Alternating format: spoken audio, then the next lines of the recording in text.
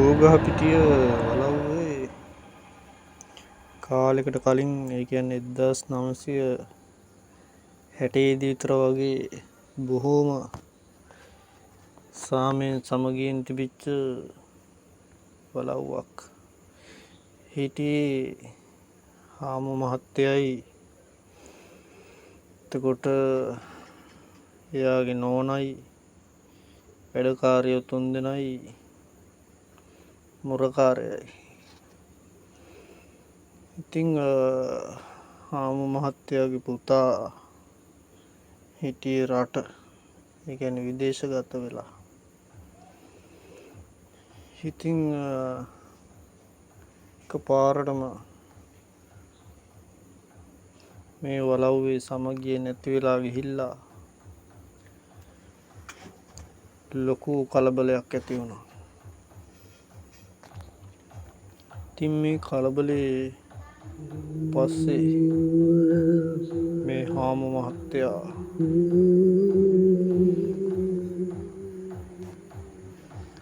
මුලින්ම නෝනට වෙඩි තියලා මරලා දැම්මා.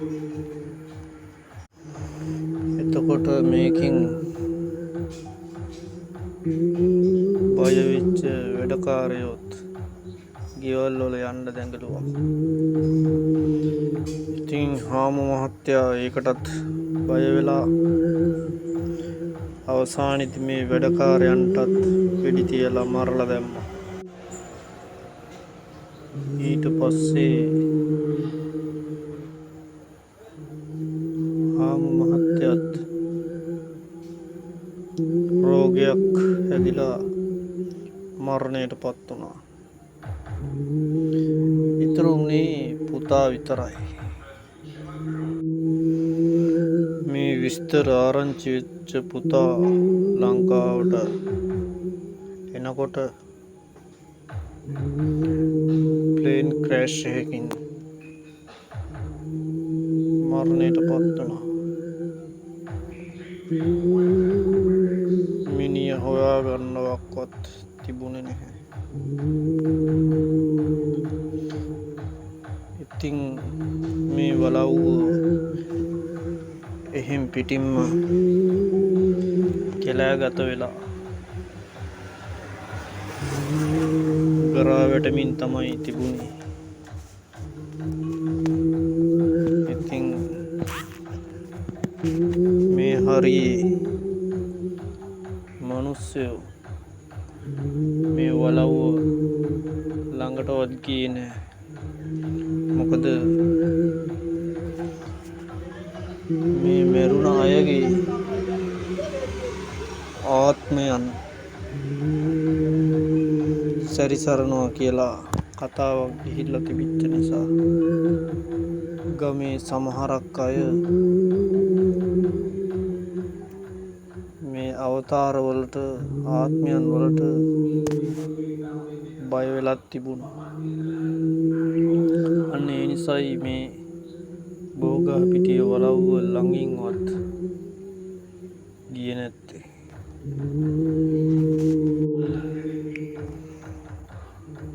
මෙහෙම කාලයක් ගත වුණාට පස්සේ චිත්‍රපට කණ්ඩායමක් පැමිණියා මේ වලව්ව තියෙන ප්‍රදේශයේ රූගත කිරීම වලට. ඉතින් බොහෝම ලස්සන වටපිටාවක් තියෙන ගස් වලින් පිරුණ ප්‍රදේශයක් නිසා තමයි මේ කණ්ඩායම මේ පළාත තෝරගෙන තිබුණේ. ඉතින් මේ චිත්‍රපටයේ රූගත කිරීම ආරම්භ කළා. ඉතින් කවුරු වුණත් කැමතිනේ මේ පළාතේ සුන්දරත්වය විඳින්න.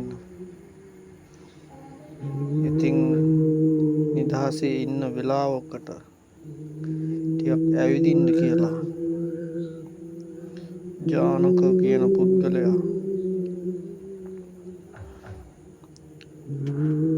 නරඹන්න ගියා. ඔහුට ටික දුරක් යන විට හම්බ වුණේ අර බෝගහපිටිය වලව්ව.